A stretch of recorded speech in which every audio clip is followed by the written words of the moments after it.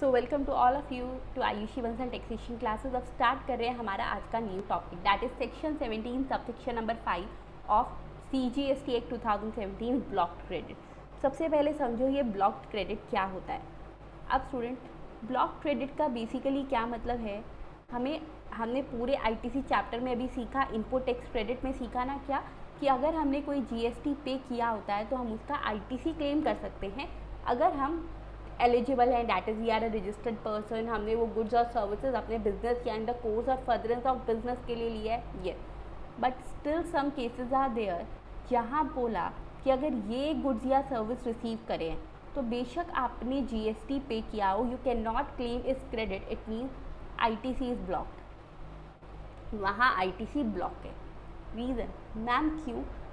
Basically students ये तब होता है, जैसे ना मैं आपको केस बताती हूँ रेस्टोरेंट सर्विस का। अब रेस्टोरेंट सर्विस पे हम जब रेस्टोरेंट जाते हैं तो वहाँ पर GST लगता है हमसे। हाँ मैम, कितना लगता है? 2.5% CGST और 2.5% SGST। हाँ, ये रेस्टोरेंट सर्विस का नॉर्मल टैक्सेशन रेट है। Even in that case they said कि अगर ये हमसे लगा रहे हैं तो क्या हम आकर अपनी ITR में इसको फाइल कर सकते हैं? उन्होंने कहा क्यों नहीं कर सकते, ऑफिस में बैठे थे, भूख लग गई इसलिए हम खाने गए थे। अरे नहीं, ऐसे करके तो फिर हर कोई ITC क्लेम करेगा, चाहे उसके पर्सनल पर्पस के लिए क्यों ना हो। सो दे सेड कि इसके इनपुट टैक्स क्रेडिट को ब्लॉक कर दो कि पर्सन कभी भी इस रेस्टोरेंट सर्विस के रिगार्ड जो GST दिया था उसका ITC क्लेम नहीं कर सकता। ठीक है, ऐसे ही स्टूडेंट्स हमारे पास कुछ फर्दर पॉइंट्स हैं, उनके बारे में बात करते हैं। एक बात अच्छे से इस सेक्शन को देख लो, सेक्शन 17 सबसेक्शन 5।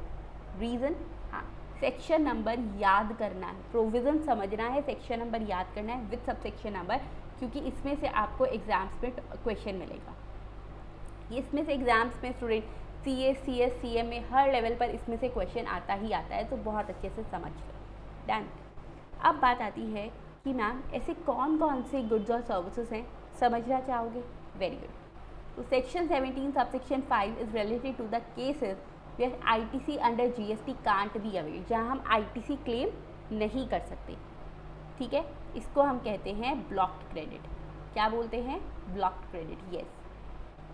अब पहला केस आ रहा है आपके सामने, which is of the motor vehicles and conveyances. देखो स्टूडेंट्स आपकी स्क्रीन पर। अच्छा मैम ये नोट डाउन करना है? नहीं, इसकी मैं आपको ये जो PDF है ना ये शेयर कर दूँगी। ठीक है, आप उसी में से कर लेना इसको, डायरेक्टली नोटबुक में लिख दो, direct from PDF। Motor vehicles and conveyances, even though if you want to write it down तो आप PDF में से लिख लेना। हाँ, रजिस्टर पे नोट्स पर जो बना रहे हैं हम।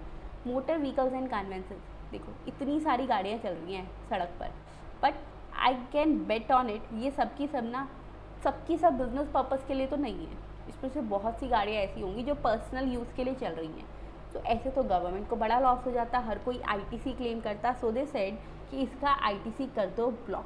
अब बात, मैम मोटर व्हीकल में क्या क्या इंक्लूड होगा? तो इसमें इंक्लूड होता है कोई भी जो कार्स वगैरह हैं, ठीक है, और आई कैन से 4 व्हीलर हो गया, मतलब जो मोटर व्हीकल्स हैं, या फिर स्टूडेंट वेसल्स, यस वेसल्स भी इसमें इंक्लूड होता है, और एयरक्राफ्ट। ये आपको विद राइटिंग ही मिलने वाला है, सो डू नॉट वरी, ये सब कुछ लिखा हुआ मिलेगा उस PDF नोट्स में। ठीक है, तो क्या बोला स्टूडेंट्स यहाँ पर इन्होंने कि मोटर व्हीकल में कार्स, वेसल, एयरक्राफ्ट सब कुछ इंक्लूड रहेगा। मैम बाइक होगी क्या? नहीं, बाइक नहीं होगी। दिखाऊँ इसको एक बार? यस, देखो स्टूडेंट्स, ये पर्टिकुलर ऐसे व्हीकल्स हैं जो कि उसमें इंक्लूड नहीं होते। एक बात बताओ, मैंने आपको कहीं भी बोला कि रेलवे इंक्लूड होगी? नहीं, सो नहीं होगी। मैंने आपको बोला स्पेशल पर्पस व्हीकल जो फैक्ट्री के अंदर चलाए जाते हैं वो होंगे? नहीं। इंक्लोज्ड प्रीमाइजेस में? नहीं। या फिर ऐसे व्हीकल्स जो कि 4 व्हीलर से कम हैं, लाइक 3 व्हीलर हो गए, 2 व्हीलर हो गए? अरे नहीं, मैंने इसीलिए वहाँ लिखा कार्स, एटलीस्ट 4 व्हीलर वाली। ठीक है, यहाँ लिख दी हूँ मैं एटलीस्ट 4 व्हीलर, मतलब ट्रक, टेम्पू वो सब होंगे, बट 3 व्हीलर 2 व्हीलर नहीं होंगे। Okay, yes. उसके बाद मैम इस पे हमेशा के लिए ब्लॉक कर दिया? नहीं स्टूडेंट, इसकी 4 एक्सेप्शन दी जब गाड़ी पे ITC ब्लॉक नहीं है। ठीक है, तो कौन कौन सी एक्सेप्शन है? सबसे पहली एक्सेप्शन आती है अगर वो पर्सन किस में इंडल्ज है, गाड़ी क्यों ली थी? For transportation of passengers. हाँ, तो फिर ये तो उसका बिजनेस यूज़ हुआ। भाई अगर उसका बिजनेस ही पैसेंजर ट्रांसपोर्टेशन सर्विस है, बिना गाड़ी के कैसे काम चलाता? So done, transportation of passenger. ठीक है, अब ट्रांसपोर्टेशन ऑफ पैसेंजर में उसने कहा कि आई हैव मारुति 800 और मैं उसमें पैसेंजर ट्रांसपोर्टेशन करूँगा। मजाक है? नहीं ना।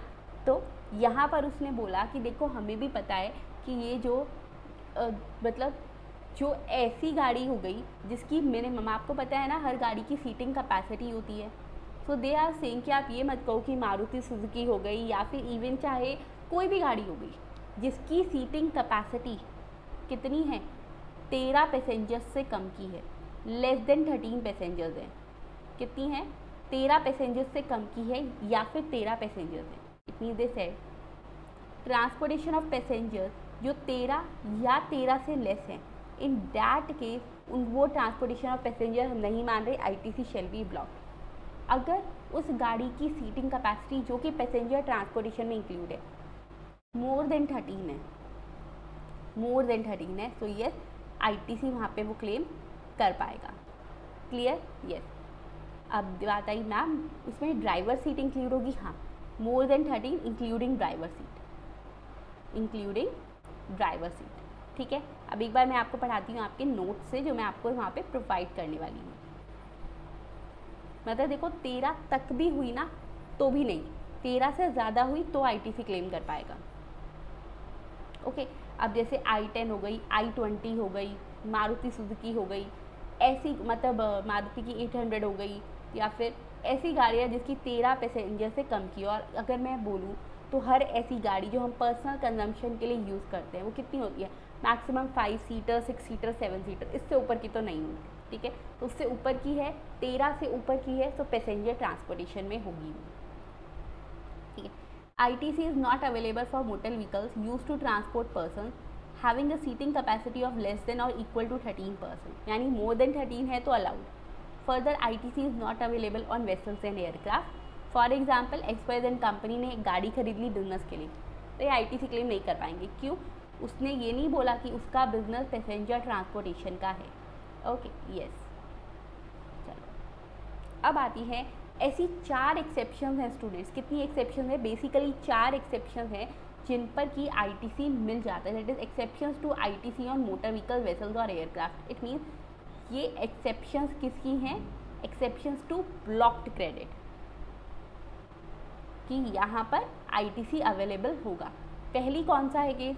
जल्दी बताओ मुझे। हाँ मैम, पहला केस हमने पढ़ा ट्रांसपोर्टेशन ऑफ पैसेंजर्स, बिल्कुल सही। तो देखिए transportation of passengers, so if you are providing transportation of passengers, लेकिन इसके केस में ध्यान रखना सीटिंग कैपेसिटी कितनी होनी चाहिए? Seating capacity must be more than 13 seats, must be more than 13, only then वो अलाउड होगा। ठीक है, इंक्लूडिंग ड्राइवर सीट। हाँ, ड्राइवर सीट को मिला के 13 से ज़्यादा है। अब बात आई, कई बार हम क्या करते हैं, normally we all do this thing, हमने सबने कभी ना कभी किया, 5 सीटर गाड़ी पे हम 8 जने 7 जने बिठाते हैं। नहीं, वो सीटिंग कैपेसिटी जो एक्चुअल दी होती है कंपनी ने वो गिन रहा है, हम कितना बिठा रहे हैं। ठीक है, so for example happy tours purchase ने एक इंटरसिटी के लिए बस परचेज करी। हाँ, उस पर ITC अवेलेबल होगा, अरे बस है, बहुत सीटिंग कैपेसिटी है। नेक्स्ट हमारे पास आता है ट्रांसपोर्टेशन ऑफ गुड्स। क्या आता है? ट्रांसपोर्टेशन ऑफ गुड्स, मतलब ट्रांसपोर्टेशन दोनों में से किसी की भी कर रहे हो। ठीक है, so they said ITC will be allowed on motor vehicles and other conveyances, that is vessels and aircraft, जो कि गुड्स ट्रांसपोर्टेशन के लिए यूज़ हो रहे हैं। बट ध्यान रखना, इन्होंने बात करी गुड्स ट्रांसपोर्टेशन की, लेकिन जो GTA है, गुड्स ट्रांसपोर्टेशन एजेंसी, उसकी यहाँ पे बात नहीं हुई है। वो केस एक्सेप्शन में नहीं आता, वैसे भी वो RCM में जाता है। ध्यान आ गया? Yes. So GTA is not included in it, that is goods transportation agency. Reverse charge mechanism में पढ़ाया था मैंने, आपको याद आ गया? GTA जो कंसाइनमेंट नोट इशू करता है, हाँ वही वाला। नेक्स्ट आता है मैम और कौन है? अब एक ऐसी एक्सेप्शन जो सिर्फ इस पॉइंट पर नहीं, हर पॉइंट पर एप्लीकेबल होगी। कौन सी? अगर वो सिमिलर लाइन ऑफ बिजनेस में है। किस में है? Similar line of business. Now students, similar line of business का मतलब होता है कि उस पर्सन ने गाड़ी क्यों खरीदी है वेसल क्यों खरीदा, एयरक्राफ्ट क्यों खरीदा, क्योंकि वो उसको आगे सेल करता है। फॉर एग्ज़ाम्पल यहाँ मैंने बोला कि ये एक गाड़ी का मैन्युफैक्चरिंग कंपनी है, उसने कार डीलर को कार दी, कार डीलर ने आगे कस्टमर को कार दी। तो कार डीलर ने इस कंपनी से गाड़ी क्यों खरीदी थी, क्योंकि ये उसका काम है, purchase and sale, receive out inward supply and outward supply are same. So in that case students, हाँ फिर ITC अवेलेबल होगा, इस केस में नहीं, हर केस में, ठीक है। यस, सो देखिए, तो फिर जो उसने GST पे किया होगा कंपनी को, वो ITC क्लेम कर पाएगा उसका। सप्लाई ऑफ अदर व्हीकल और कन्वेंसेस वेसल्स और aircraft, if you are in the business of supplying cars, it means we can see that similar line of business है, सेम लाइन नहीं, similar line, कि उसके जैसा ही है आउटवर्ड इनवर्ड सप्लाई का। So in that case ITC shall be available, ठीक है। यहाँ पर इसने वही एग्जाम्पल दिया कि कार डीलर ने गाड़ी परचेज करी 50 लाख की, उस पर 14 लाख का GST दे दिया। अब वो जब उसने आगे सप्लाई करी वही गाड़ी, तो उसका 19.60 लाख का GST आया, यानी उसकी आउटपुट टैक्स लाइबिलिटी आई 19.60 लाख। वो क्या करेगा, 19.60 माइनस ITC 14, 5.60 पे करेगा, ठीक है। कितने हो गए, 3 पॉइंट। फोर्थ पॉइंट आता है एक ऐसा बिजनेस जो आजकल ट्रेंड पर है, कौन सा, ट्रेनिंग देना, ड्राइविंग सिखाना, फ्लाइंग सिखाना, नेविगेटिंग। नेविगेटिंग मतलब होता है वेसल्स के केस में वो ये सिखाते हैं कि अगर आप समुद्र के बीच में हो, तो how can you find your direction, ठीक है।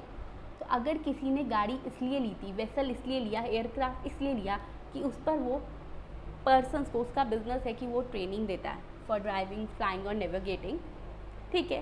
So in that case ITC shall be available, ठीक है। बहुत स्कूल सुने होंगे ना आपने, ट्रेनिंग स्कूल, उसी के बारे में बात होगी। इसी के साथ फर्स्ट पॉइंट यहाँ पर होता है ओवर, ठीक है।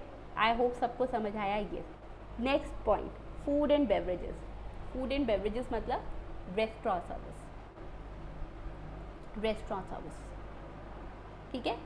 अब स्टूडेंट्स इस केस में इसने बोला कि रेस्टोरेंट सर्विस के केस में हमें भी पता है, हम कभी ये नहीं कहते कि अरे हम इतना GST पे कर आए हैं, ITC क्लेम करेंगे, नहीं, we can't do so. Particularly they said कि ये कुछ 5 सर्विस ऐसी हैं जिस पर ITC अवेलेबल नहीं रहेगा। कौन कौन सी, पहली है फूड एंड बेवरेजेस, इसका मतलब restaurant service, restaurant service. Second आता है रेस्टोरेंट में तो हम जाकर खाते हैं आउटडोर केटरिंग। आउटडोर केटरिंग का मतलब होता है जैसे हम कहते हैं ना, अरे घर पर फंक्शन है, आप आकर जरा केटरर को बुला लेते हैं कि खाना आप स्टॉल्स वगैरह लगा लेना। Outdoor catering, beauty treatment, parlours वगैरह जो जाते हैं। अच्छा, पार्लर जाना is related to our business, obviously not. Health service लिए या फिर किसी ने कोई कॉस्मेटिक या प्लास्टिक सर्जरी करवाई है, even in that case ITC shall be blocked, ठीक है। यस, अब बट इसमें भी अगेन वही बात, अगर उसने रेस्टोरेंट सर्विस क्यों ली थी, आगे किसी को खाना प्रोवाइड करता है, आउटडोर केटरर को उसने क्यों बुलाया, क्योंकि फॉर एग्जांपल हो सकता है उसने ये कहा हो 3 पर्सन है A B C, B ने ये कहा, C आया उसके पास कि B सुनो मेरे घर में ना फंक्शन है, मुझे केटरिंग की सर्विस चाहिए। उसने कहा हो जाएगा, डन। फिर उसको लगा मेरे सारे वर्कर्स ना बिजी हैं, उसने ये सर्विस A को कहा, A सुनो मुझे तुम्हारी सर्विस मेरे लिए चाहिए, मेरा काम है, ये मेरा क्लाइंट है, मैं अपने आप संभालूंगा। A ने B को सर्विस दी, B ने सर्विस क्यों ली आउटडोर केटरिंग की, क्योंकि वो C को प्रोवाइड करेगा। That is similar line of business, so in that case B can avail the ITC, okay. चलिए ठीक है, नेक्स्ट आता है स्टूडेंट्स हमारे पास। तो पहली बात तो अगर वो कैटेगरी इनवर्ड आउटवर्ड की सेम है in all of the above 5 तो ले सकता है, या फिर क्या केस है अगर स्टूडेंट्स ये उसने जैसे कई बार होता है ना कि कहा फॉर एग्जाम्पल यस, ये बोला एक शैम्पू लेने पर हेयर कट फ्री या फिर ब्यूटी ट्रीटमेंट फ्री, हाँ ठीक है। अब student it is a part of the mix supply, so in that case we can't say कि अरे वो जो हमने शैम्पू पर लिया है उसका ITC नहीं मिलेगा, नहीं, क्योंकि वो करते क्या है, वो फ्री भी नहीं देते, वो ये कहते हैं shampoo plus beauty treatment total in the 550 rupees, single price पे दे दिया। तो ये मिक्स सप्लाई हो गई, पढ़ाया था mix composite supply, not naturally bundle है, नेचुरली बंडल नहीं है। So in that case ITC क्या रहेगा, हमने क्या बोला था, देखो अब उसने बोला अभी शैम्पू पर ITC मिलता है, हाँ मिलता है। सो अब ये क्योंकि कंपोजिट और मिक्स सप्लाई का पार्ट है, ये particular mix supply, so ITC shall be available, ठीक है। तो इन 5 की एक्सेप्शन क्या है कि या तो वो सिमिलर लाइन ऑफ बिजनेस में हो, या सेकेंड एक्सेप्शन इज वो पार्ट हो मिक्स्ड और कंपोजिट सप्लाई का। Okay done. चलो अब आती है थर्ड एंट्री, ये थर्ड सर्विस जो कि है services of general insurance, servicing, repair and maintenance. अब एक बात ध्यान से सुनो, मैंने बोला general insurance, I never said life insurance. Life insurance होता है लाइफ के लिए, जनरल इंश्योरेंस होता है किसी गुड्स के लिए, ठीक है। तो अब स्टूडेंट्स उसको बोला अगर उसने जनरल इंश्योरेंस की सर्विस ली है किसके रिस्पेक्ट में, आप देख सकते हो गाड़ी के लिए, वेसल्स के लिए। अब एयरक्राफ्ट तो नहीं है बट ये उड़ती हुई गाड़ी है, यानी इसको एयरक्राफ्ट मान लो, ठीक है, एयरक्राफ्ट मान लो इसको। तो इन सब के लिए अगर उसने जनरल इंश्योरेंस करवाया, इनकी सर्विसिंग करवाई, इनकी रिपेयर एंड मेंटेनेंस करवाई, उस पर जो GST पे किया, ITC का क्या हुआ? एक बात बताओ, हम कह रहे हैं कोई गाड़ी खरीदेगा, एयरक्राफ्ट खरीदेगा, वेसल खरीदेगा, ITC नहीं मिलेगा, और हम कह रहे हैं उस पर ये छोटी मोटी सर्विस करवाई तो ITC मिलेगा? नहीं। इन दीज केसेस भी ITC शेल बी ब्लॉक्ड, ठीक है। माइंड में ना ये पिक्चर्स बिठा लेना, क्योंकि पॉइंट ध्यान आया ना आया, पिक्चर्स जरूर ध्यान आएंगी, ठीक है। यस। अब मैम क्या इसकी एक्सेप्शन है? हाँ बिल्कुल इसकी एक्सेप्शन है। फर्स्ट एक्सेप्शन तो वो क्या कह रहा है कि अगर पर्सन ने गाड़ी वगैरह क्यों खरीदी है, क्योंकि वो उन 4 कैटेगरीज में जा रहा है, transportation of goods, transportation of passenger, inward outward supply same है, या फिर उसका काम है ट्रेनिंग देना, ठीक है। इन ऑल दोज एक्सेप्शंस गाड़ी के लिए ITC अवेलेबल है तो सर्विसेज के लिए भी होगा। कौन सी service? Insurance, general insurance, repair and maintenance और सर्विसिंग। या उसने कहा कि वो मोटर व्हीकल का, वेसल या एयरक्राफ्ट का मैन्युफैक्चरर है, तो भी सेम बात है कि मैन्युफैक्चरिंग करके सप्लाई कर रहा है, उसका बिजनेस है। या फिर उसका काम क्या है, यहाँ कहा in the manufacturer of such motor vehicles, vessels or aircrafts, or in the supply of general insurance services in respect of such motor vehicle, vessel or aircraft insured by him। या उसने बोला कि उसका इनवर्ड आउटवर्ड सप्लाई सेम है, मतलब वो क्या करता है, उसका काम है जनरल इंश्योरेंस लेके आगे प्रोवाइड करना, कि वो आउटसोर्सिंग कर रहा है, inward outward supply same. For example mister B ने आके कहा मेरी गाड़ी का इंश्योरेंस कर दो, उसने कहा ठीक है, उसने आगे इसी गाड़ी का सब इंश्योरेंस करवा दिया, उसके लिए GST पे किया, ITC अवेलेबल। डन? यस। चलो आई होप ये भी अच्छे से समझ आया आपको, कोई डाउट है? नहीं। अच्छा नेक्स्ट पॉइंट। अच्छा इसमें एक बात ध्यान से सुनना, रेस्टोरेंट सर्विस वाले केस में स्टूडेंट्स, अब इन्होंने हर पॉइंट के लिए एक पॉइंट कह दिया। मैम क्या? उन्होंने हर पॉइंट के लिए ये कह दिया कि अगर ये सर्विसेज क्यों दी गई हैं, अगर ये गुड्स या सर्विसेज, इसकी एक्सेप्शन के साथ लिख रही हूँ, ठीक है, ऊपर लिख रही हूँ नेक्स्ट एक्सेप्शन, और ये हर पॉइंट में एप्लीकेबल होगी तो ध्यान से सुनना। Next exception EXCEPTION, they said अगर उसने ये सर्विस इसलिए प्रोवाइड करी है क्योंकि गवर्नमेंट ने कहा, क्योंकि ये एक एम्प्लॉयर है और एम्प्लॉयर को गवर्नमेंट ने स्टैट्यूटरी ऑब्लिगेशन कर दिया, उसको बोल दिया that you have to agree with this कि आपको अपने एम्प्लॉय को ये सर्विस देनी पड़ेगी। फॉर एग्जांपल गवर्नमेंट ने बोला आपको अपने एम्प्लॉय को खाना खिलाना पड़ेगा, स्टैट्यूटरी ऑब्लिगेशन, भाई गवर्नमेंट ने बोला है ना, हम उनके कहने पे कर रहे हैं मर्जी से, नहीं तो ITC भी अवेलेबल रहेगा, ठीक है। हाँ ये हर केस में होगा। मैम गाड़ी वाले केस में आपको लगता है गाड़ी वाले केस में दिस इज़ एप्लीकेबल कि वो गाड़ियाँ इसलिए खरीद रहे हैं? नहीं, तो जहाँ जहाँ इसकी एप्लीकेबिलिटी की पॉसिबिलिटी है हर case. So next option is where government makes it mandatory for employer, where government makes it mandatory for employer, सिर्फ एम्प्लॉयर की केस में होगा ये, to provide these services, to provide these services to employees। Done? Very good। चलो अब इसके बाद आता है स्टूडेंट्स, मैम क्या ये हर पॉइंट में है? हाँ ये हर पॉइंट में है। तो नेक्स्ट आता है general insurance, servicing, repair, maintenance, obviously यहाँ कैसे एप्लीकेबल होगा। नेक्स्ट पॉइंट इज अगर उसने मेंबरशिप दे दी क्लब की, हेल्थ और फिटनेस सेंटर में ज्वाइन किया, आपने कभी जिम ज्वाइन किया ही है? एक बात बताओ, जब जिम ज्वाइन करते हैं या कोई क्लब वगैरह ज्वाइन करते हैं, अब उसके लिए हम GST पे करते हैं? हाँ मैम करते तो है। तो उन्होंने कहा जो GST पे किया ना उसका ITC ब्लॉक, उसका भी ITC ब्लॉक। देखो ये फिटनेस सेंटर की फ़ोटो है, अब यहाँ पे एक बात आई, मैम एक्सेप्शन है, हाँ है। पहली एक्सेप्शन तो फिर आप कहोगे मैम वही वाली होगी, इनवर्ड आउटवर्ड। रुको, इज़ इट पॉसिबल कि आप ये बोल दो कि मैंने जिम की मेंबरशिप ले ली, ठीक है, और कल से मैं नहीं, my friend will come here, is it possible? नहीं, वो एंट्री नहीं देंगे। तो मेंबरशिप्स जो होती हैं वो नॉन ट्रांसफरेबल होती हैं, तो वो सिमिलर लाइन ऑफ बिजनेस का पॉइंट अराइज नहीं होता, ठीक है, चाहे क्लब की हो, हेल्थ की हो, फिटनेस सेंटर की हो। So they said single exception is where government makes it mandatory. Yes, जहाँ गवर्नमेंट ने बोल दिया एम्प्लॉयर को, आपको एम्प्लॉय को ये सर्विस देनी पड़ेगी under statutory obligation, where government makes it mandatory for employer to provide this service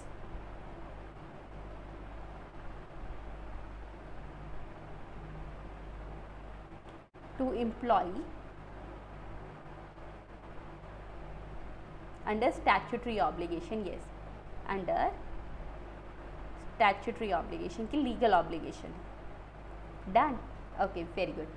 इसके बाद देखो, no ITC will be allowed on any membership fees for gym, club, etc. Example देखो, एग्जाम्पल ध्यान से देखना, they can ask you in the examination for sure. एक x है, MD है कंपनी का, उसने मेंबरशिप ले ली और ये कहा मेरी मेंबरशिप फीस कंपनी देगी। अब हम ये सोच सकते हैं कि क्या पता ये उसके बिजनेस के लिए, अरे क्या बिजनेस की मशीनरीज को ट्रेडमिल पे खड़ा करेगा क्या? नहीं ना। तो इन दैट केस, और क्या बोला कि एम्प्लॉयर को बोला था गवर्नमेंट ने एम्प्लॉय को ये सर्विस देना, नहीं। सो ITC shall not be available. Okay, ये अभी तक आप 4 सर्विस कवर कर चुके हैं। अब आती है 5th service, very very interesting service. क्या? रेंट अ कैब की सर्विस, मतलब उसने कैब रेंट पर ली है। होता है ना, हम कभी ओला वगैरह बुक कर लेते हैं, तो वो के कि कैब रेंट पर ले ली, ठीक है। ये देखो, ये गाड़ी वाला आ गया कि चलिए इसमें चलिए कहाँ जाना है, या फिर उसने हेल्थ इंश्योरेंस करवा लिया, या फिर लाइफ इंश्योरेंस करवा लिया। In all these 3 activities ITC shall be blocked. ये गाड़ी को रेंट पे लिया है, उसके लिए GST दिया, हेल्थ इंश्योरेंस करवाया है, GST दिया है, लाइफ इंश्योरेंस करवाया है, GST दिया है, ITC will B block for sure. ये कोई बिजनेस यूज़ के लिए नहीं है। लेकिन क्या यहाँ एक्सेप्शन है? हाँ, यहाँ एक्सेप्शन है। पहली तो कौन सी? वही कि अगर गवर्नमेंट ने बोल दिया एम्प्लॉयर को कि आपको एम्प्लॉय को ये देना पड़ेगा service.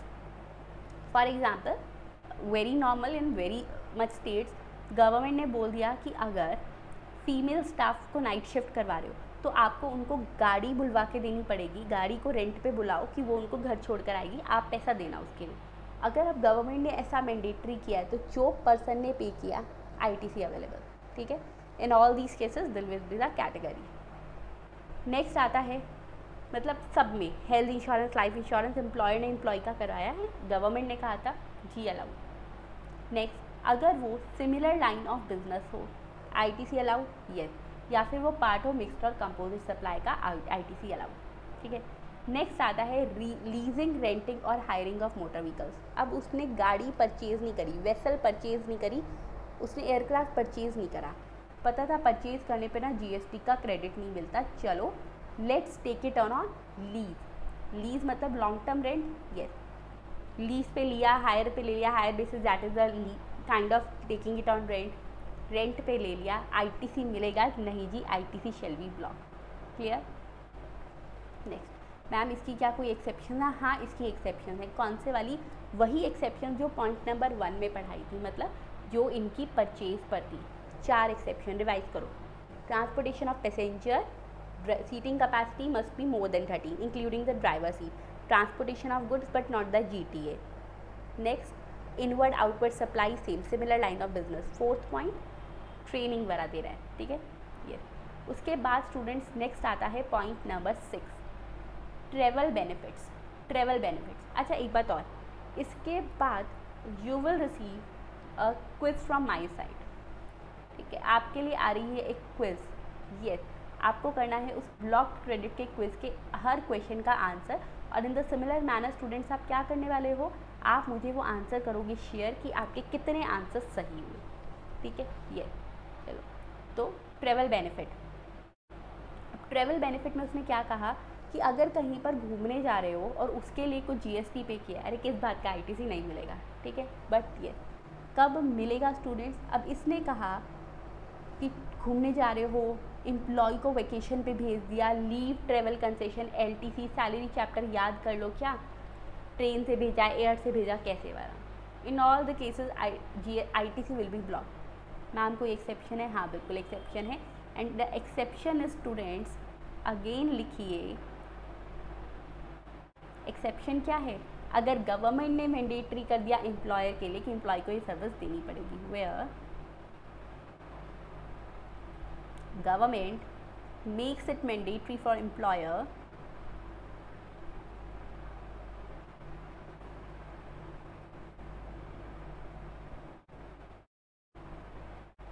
to provide the service to employee.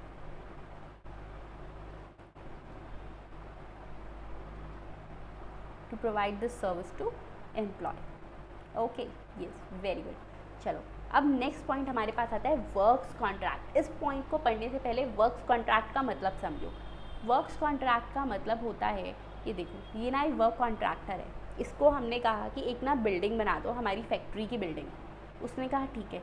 अब now he is asking me, ठीक है, कि now he is asking me and my partner कि आपको ये जो फैक्ट्री की बिल्डिंग बनवानी है, ये कैसे बनवानी है, मतलब मैं सिर्फ अपनी लेबर भेजूँ या फिर सामान भी मैं लेकर आऊँ। हमने कहा मटेरियल भी आपका, लेबर भी आपकी, मटेरियल भी आपका, लेबर भी आपकी। That is a case of work contractor. जहाँ हम सिर्फ लेबर लेते हैं वो वर्क कॉन्ट्रैक्ट नहीं होता। आपने कॉस्टिंग में भी पढ़ा होगा, work contract is a combination of material plus labour providing, ठीक है।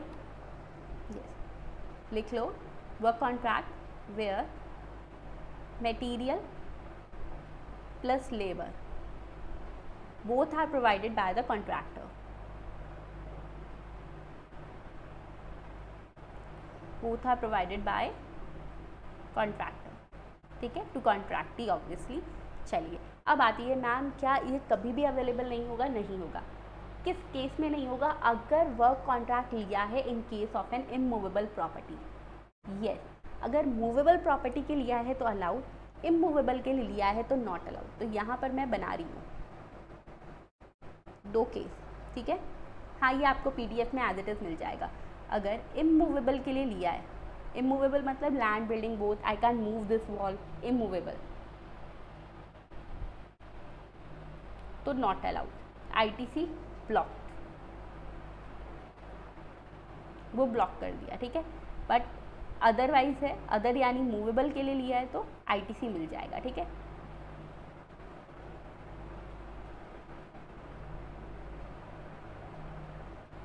मूवेबल के लिए है तो ITC अवेलेबल, डन। चलो वेरी गुड, ये मूवेबल लिखा है, मूवेबल, ओके, यस। अब बात आती है मैम क्या और कुछ एक्सेप्शन? हाँ स्टूडेंट्स, एक्सेप्शन तो है, पढ़ना चाहोगे बिल्कुल। अब यहाँ पर पहली एक्सेप्शन तो क्या ही है, ITC for the construction of an immovable property can not be avail except with the input service is use for further work contract service. इसका मतलब एक्सेप्शन क्या है? अगर ये उसका सिमिलर लाइन ऑफ बिजनेस है। फॉर एग्जाम्पल XYZ कंट्रैक्टर्स एक immovable property बना रहे हैं, अब वो ITC नहीं ले सकते, लेकिन अगर XYZ ने ABC कॉन्ट्रैक्टर को हायर कर लिया, आप मेरा ये काम कर दो, पैसे दूंगा, GST दूंगा, क्योंकि पेमेंट करते time you have to pay GST to that supplier, फिर ITC क्लेम कर सकते हैं क्योंकि वो सिमिलर लाइन ऑफ बिजनेस में। First exception where input service is used for, या एक काम करो इसकी जगह लिखते हैं सिमिलर लाइन ऑफ बिजनेस, ठीक है, similar line of business, that is inward outward supply same है। हाँ, उस केस में वो ले सकता है। नेक्स्ट मैम क्या कोई और केस है? देखिए स्टूडेंट्स, अब एक बार बुक पे आइए, यहाँ पर बोला आपको ये सब पार्ट्स हमारे हो चुके हैं। मैम यहाँ से देखना है क्या? नहीं, बिल्कुल नहीं देखना। एग्जाम्पल्स देखने, हाँ एग्जाम्पल्स देखने, अभी मैं आपको दिखा दूंगी एग्जाम्पल्स, एक बार करके फिर देखते हैं। अब वर्क कॉन्ट्रैक्ट सर्विस के केस में देखो, उसने बोला कि कब कब मिल सकती है। पहला केस तो it is an input service for further supply of work contract service that is a similar line of business और वी कैन से सब कॉन्ट्रैक्टिंग। फिर यहाँ पर क्या कहा उसने, इमूवेबल प्रॉपर्टी अगर एक प्लांट एंड मशीनरी। अब आप सोचोगे मैम प्लांट एंड मशीनरी क्या कोई इमूवेबल होती है? वो तो मूवेबल होती है। देखो student, although it is movable but कुछ प्लांट एंड मशीनरीज ऐसी होती है जिसको हम लैंड के साथ अटैच करते हैं, फिक्स्ड करते हैं वो बन जाती है इमूवेबल, ठीक है। सो इवन वो इमूवेबल प्रॉपर्टी पे आईटीसी अलाउड नहीं रहता, बट यहाँ पर अलाउड होगा। Second, ITC allowed on plant and machinery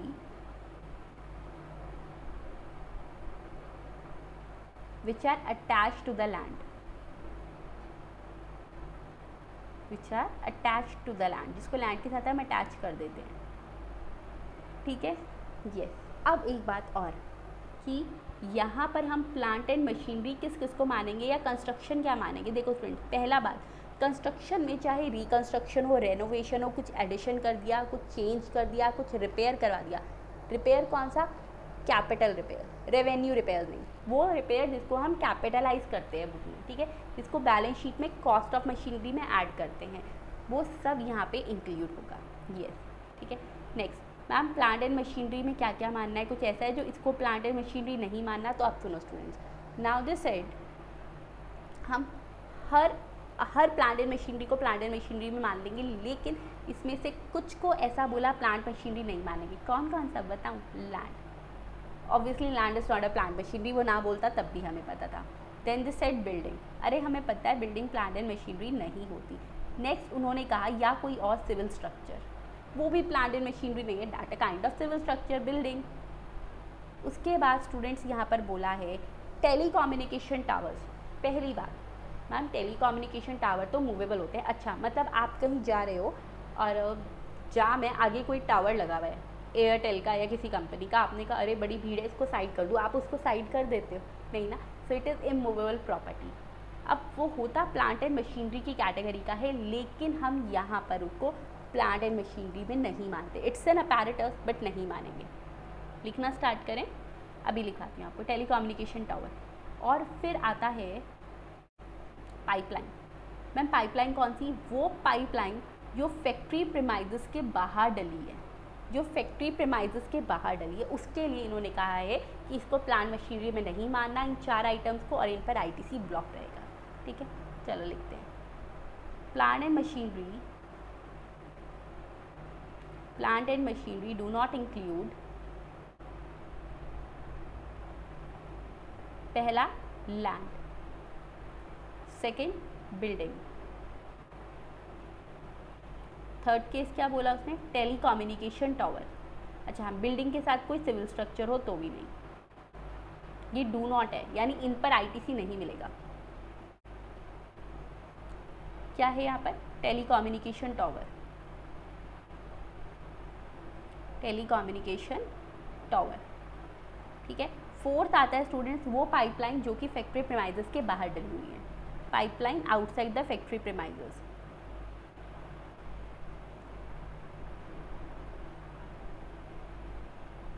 done, very good. अब कंस्ट्रक्शन का मतलब तो आज समझ गए ना, रिकंस्ट्रक्शन हो, ऑल्ट्रेशन हो, कुछ भी हो इसमें ऐड होगा। रिपेयर हुई तो कैपिटल रिपेयर ऐड होगी, रेवेन्यू रिपेयर नहीं। Okay, if anyone wants to write it आप लिख लेना। नेक्स्ट आ रहा है constructing an immovable property on own account. देखो ये जो पर्सन है ये क्या कर रहा है, ये मान लो यहाँ पे मतलब ये सिर्फ अपनी लेबर दे रहा है। इट मीन यहाँ पर हुआ क्या होगा कि अगर चिंतामणि ने ये बिल्डिंग बनवानी है तो उसने कहा होगा इस पर्सन को, सुनो मैं आपको मटेरियल ला कर दे दूँगा, आप यहाँ पर मेहनत करके प्लीज़ बिल्डिंग को बना देना। That is material is provided by the Chintamani itself, और वो यहाँ पर सिर्फ लेबर ले रहा है। That is a case of constructing an immovable property on own account. Okay, अब इस केस में आईटीसी अवेलेबल नहीं होता, बिल्कुल नहीं होता। मैम इतना सारा याद कैसे रहेगा? एक बार इन पिक्चर्स को माइंड में रखना बस, और पिक्चर्स, फोटोग्राफ्स, ये सब तो माइंड में रखना बहुत आसान है definitely. So no ITC is available for goods or services for construction of an immovable property on his own account. But अब बोला मैम अगर ये सिमिलर लाइन ऑफ बिजनेस में है तब तो मिलेगा नहीं, यहाँ तब भी ITC नहीं मिलेगा। Yes you heard it right, यहाँ तब भी ITC नहीं मिलता। क्यों? अरे वो अपने लिए बनवा रहा है, अपने लिए बनवा रहा है तो फिर वो सिमिलर लाइन में कैसे हुआ? Not allowed. नेक्स्ट कहा लेकिन इसकी एक्सेप्शन है। क्या एक्सेप्शन इज़ अगर उसने कोई प्लांट और मशीनरी बनवाई है। प्लांट मशीनरी का मतलब अभी हम पढ़ कर आए हैं क्या है। So in that case students ITC available होगा। यस, दिखाऊँ एक बार ये पॉइंट भी, देखो self construction of immovable property, this point. तो उसने क्या कहा है यहाँ पर, ITC सिर्फ इन सिचुएशन में अलाउड होगा। कब? एक तो पहली बात कि उसने क्या किया, कंस्ट्रक्शन कराई प्लांट एंड मशीनरी की। सेकंड, उसने कहा वो अपने अकाउंट पर नहीं है। कंस्ट्रक्शन ऑन ओन अकाउंट होता तो फिर नहीं होता, construction not on own account है तो हाँ जी उसको मिल जाएगा। फिर उसने बोला when the value of goods and services is not capitalised. Yes student, अगर उसने जो गुड्स और सर्विसेज लिए हैं उसने उन पे जो खर्चा आया, एक बहुत बेटर वे होता है ये, उसको P&L अकाउंट में दिखा दे, यानी उसको रेवेन्यू एक्सपेंडिचर दिखा दिया, so in that case ITC shall be allowed. एक बार ये एक्सेप्शन लिख लें, डेफिनेटली। देखो पहली exception plant and machinery, second when construction is not on own account, construction of an immovable property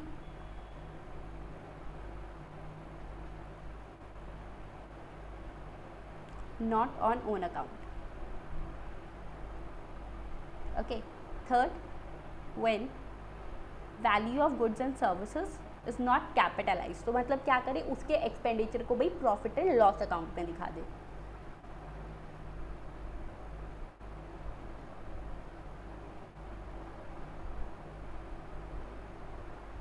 is not capitalised. Done, very good. चलिए ठीक है, उसके बाद आता है एग्जाम्पल। देखो जैसे अजय स्टील इंडस्ट्रीज़ ने एक ऑफिस बिल्डिंग कंस्ट्रक्ट करी, ITC अवेलेबल होगा नहीं, करे ऑन अकाउंट करी है। Ajay steel industries also constructs a blast furnace to manufacture steel. Blast furnace का मतलब होता है एक प्लांट एंड मशीनरी जो स्टील मैन्युफैक्चरिंग के लिए चाहिए होता है, अवेलेबल है क्योंकि एक्सेप्शन है। यस, नेक्स्ट आता है हमारे पास, हाँ इसमें इतना ही पॉइंट था, कंपोजिशन स्कीम का पॉइंट। ये क्या कहता है, बिना पढ़ाई बता सकती हूँ। एक बात बताओ, कंपोजिशन स्कीम में मैंने आपको क्या पढ़ाया था, सेक्शन 10 ऑफ CGST एक्ट 2017।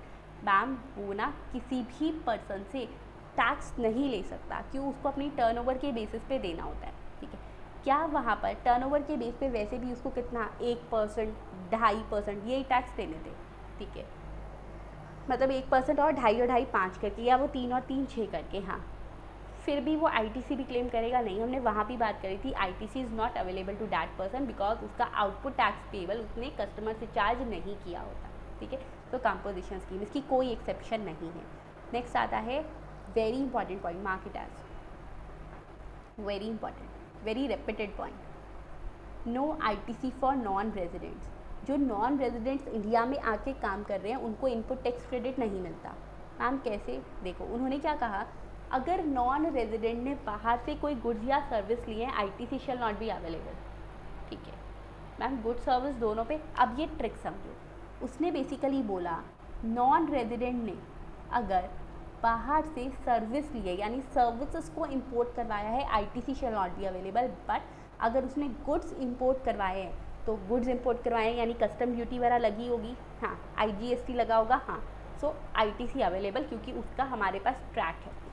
ठीक है, सो ITC is only available on any goods imported by him. अच्छा अगर यहीं से खरीदे हैं भाई, नहीं मिलेगा, NRTP को ITC नहीं मिलेगा, सिर्फ एक कंडीशन में मिलता है अगर उसने गुड्स इंपोर्ट करवाए होते हैं। Yes, next point, no ITC for personal use. अरे पता है ITC तब अवेलेबल होता है इफ़ सेक्शन 16 क्या था, गुड्स और services received are used for the business और in the course of furtherance of business. ठीक है, तो no ITC for personal use, आप कुछ पर्सनली मंगवा रहे हो नहीं मिलेगा ITC।